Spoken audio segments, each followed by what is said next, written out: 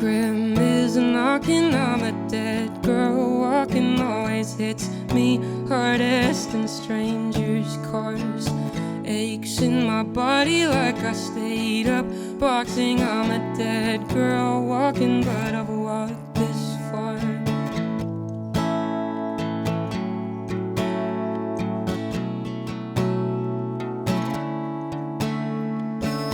Hey, will you hit me where it hurts? I won't feel anything otherwise. Babe, I don't know anything for sure. Don't think I'll make it, but I guess I might.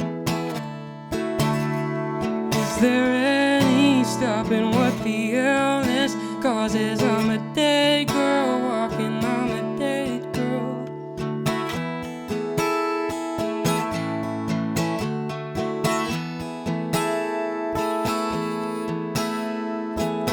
World is watching me, the dead girl walking. Keep my ghost from talking and the mask won't fall. Friends come often with their brazen problems. I'm a dead girl walking for a good time call. Hey, will you hit me where it hurts? I won't feel anything otherwise. Babe, I don't know anything for sure. Don't think I'll make it, but I guess I might.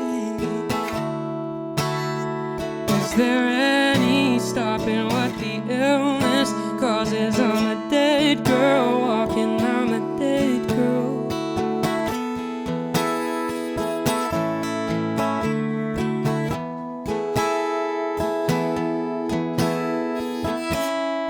Should enjoy it while I can. Walk mouth full of blood like I just flossed. Does the bleeding mean I'm still alive? You should see the other guy. You should see the other guy. Will you hit me where it hurts? I won't feel anything otherwise. Babe, I don't know anything for sure. Don't think I'll make it, but I guess I might. Is there any stopping what the illness causes? I'm a dead girl walking, I'm a dead girl. Is there any stopping what the illness causes? I'm a dead girl walking, I'm a dead girl.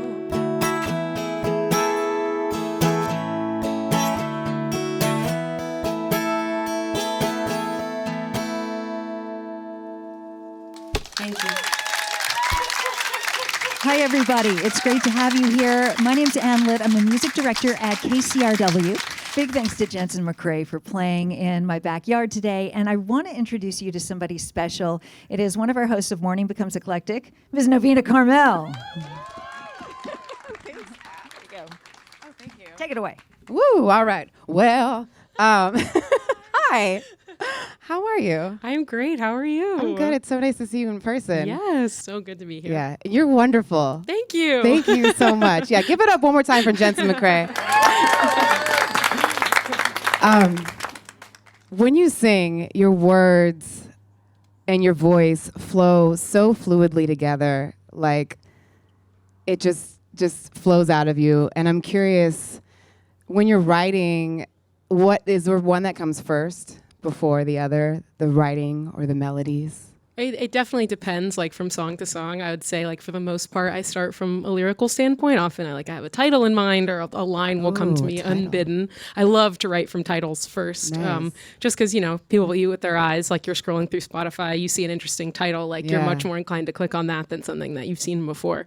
But I feel like generally, a line will come to me, and I will try to honor that line melodically. So I'll sing as many melodies as I can until I find something that feels right, and then I'll just follow that impulse as far as it goes. Who am I? I've lost the thread.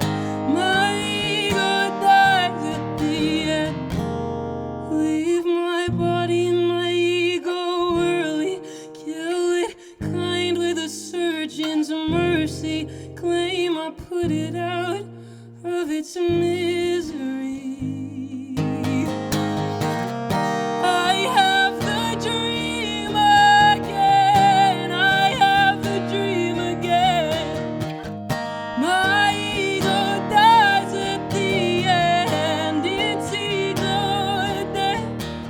Listen, when you were performing, like I couldn't even look at you anymore. I started crying. I'm not even kidding. I don't cry when I watch artists. And it occurred to me, like, what you were saying, it not only sounded really pretty, but it was like, this needs to be said in this way by Jensen right now. And when you're writing, or at any point in the process, are you thinking of the people that you're writing for, or a person that you're writing for? I definitely am thinking about like my audience. I'm thinking about my younger self, like needing to hear those words. But more than anything, like I feel like my writing process is often just about like stream of consciousness and catharsis. Like I've noticed that whether I'm writing about something that happened like very far in my past or with any sort of immediacy, like there's always like a lot of feelings that like need to come out. It always feels like a need more than anything. So I feel like I'm thinking about like audience and perception and all that sort of stuff like much later, like as the song is like getting ready to come out. I often forget that I'm even writing for anyone other than myself. And then days before release, I realize that like thousands or hundreds of thousands of people might listen to it. And I'm saying something deeply personal. And then I panic and then it's too late and the song's already been uploaded to the distributor. But yeah, I feel like I don't really realize like who I'm singing for until it's like much closer to that song actually coming out. And when the songs do hit another person and they're like, thank you for writing that, I needed that, what does that feel like? It's the best feeling in the world. It's the reason why I release the music instead of just like keeping it for myself.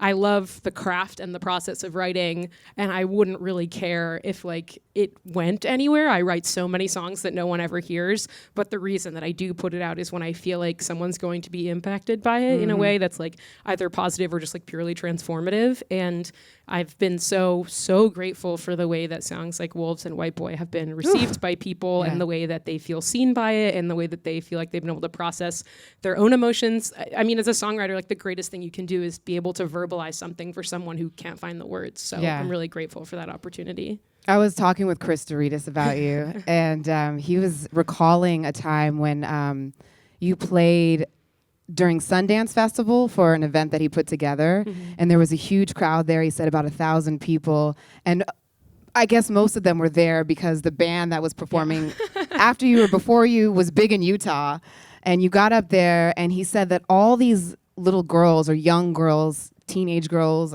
were watching you and in tears. What was that like? That was one of my favorite like early experiences, like getting to put my music in front of new people and like play it live in front of people who didn't know me. I mean, I think that's one of the exciting things about getting to be an opener for someone is that like for the most part, the people in the audience aren't there for you, but hopefully they come away like being glad that they found you there. And so getting to play for a group of teenage girls is like full dream come true. Like that's my target demo 1,000%. Like I'm so excited about like the older people who say that like they see themselves in me and the people that feel seen by me and that say that I'm, you know, mature or wise beyond my years. I love those like comments as well. But like my dream and my goal is to be like a guiding light for young women because like I just want to be the artist that I needed 10 years ago, essentially. And so getting to do that is just a dream. I was 19, still fun at parties. He plied me with shot after shot. He assured me he was harmless. Why did I ever trust a fox? I ignored all of my teachings. How I survived, I can't believe. I almost let him get his claws in. Still knocks the wind right out of me. Though I got away,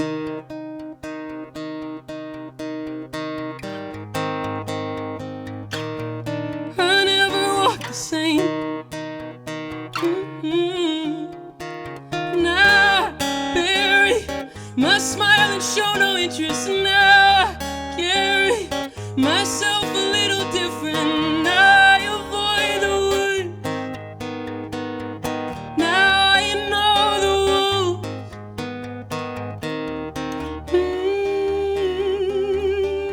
wolves. So you're an LA girl as well as a word girl. So what would you say is the perfect LA day. The perfect LA day. Okay, so you have to go to breakfast at Square One. You're ready. I'm ready. You have to go to breakfast at Square One. It's a hidden gem. It's in East Hollywood, and it is so good. It's the best breakfast place in Los Angeles, and I don't know why more people don't know about it.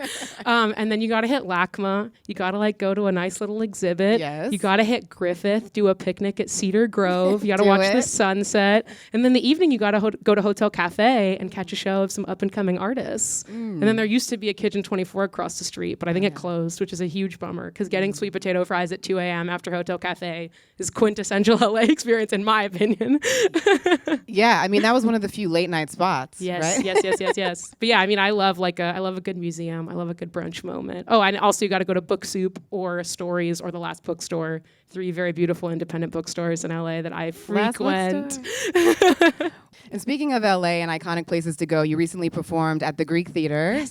Yes, congratulations. Thank you. How was that? It was so surreal because it was my first show since February 2020. Oh, wow. So we went into lockdown and I didn't play any shows, and then I emerged and was opening for Rufus Wainwright and Amy Mann. It was completely baffling to me. It's just, as a person who I've been performing around LA for a while, and for a long time I was playing to literally a bartender and my mom. That was my audience. So getting to build a following during the pandemic and then play such an iconic LA venue opening for such iconic songwriters was completely felt like a dream come true. Yeah, and then the next day, I think around that time it was your birthday, right? Yeah. And then you posted something that I was just wow, I can't believe she said this. You said, so you were 23 and you turned 24, and you said, during the age of 23, so many of the things I've wanted my whole life came to be. Wow. And that was during a time when a lot of people were not going through things that they wanted to. What were some of those things that came to be at the age of 23? I mean, honestly, one of the biggest things was the Immune saga. When in January of 2021, when I tweeted about this song that then started out as a joke that became a real song, it truly caught wildfire in a way that none of my other music had up to that point. And I just had so many people that I admired following me on social media or reaching out to who? Sarah Bareilles followed me on Instagram. Nice. I think Corinne Bailey Ray followed me on Twitter. It was so. Justin Vernon of Bon Iver followed me on TikTok. It was crazy, guys. And I just had all of these messages of support from in addition to people that I admired, just the general public, this real outpouring of enthusiasm for me. And it ended up opening so many doors. I'm sure it contributed to a lot of the performing opportunities that I've gotten since then, and a lot of the sessions that I've been able to walk into with people that have done so much great work, have shown an interest in working with me. And I just feel that very silly little tweet gave me so much opportunity. And fortunately, I'd been working on a body of work for a while at that point. So I had all this music kind of ready to go right after it. And so I was really grateful to have that little small but very significant pivot point of going from, I have this music that I'm going to put out and I don't know who's going to hear it, to I have this music and I think actually a decent amount of people will be able to listen to it and connect with it. Traffic from the east side got me aggravated, harder than the day my brother graduated. Wait for hours in the sun in line at Dodger Stadium. I'm not scared of dogs or getting vaccinated. Lay the seat back, turn this place into a bed. Someone smoking in the Camry just ahead. Yeah, I know the irony would never be lost on me. You don't have to point it out again. What will we say to each other when the needle goes in?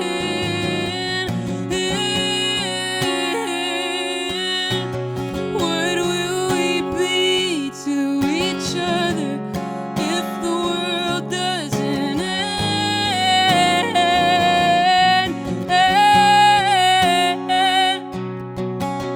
Radio is Jensen McRae, thank you so much for being here. It's been so lovely to be here with you in person. Yeah.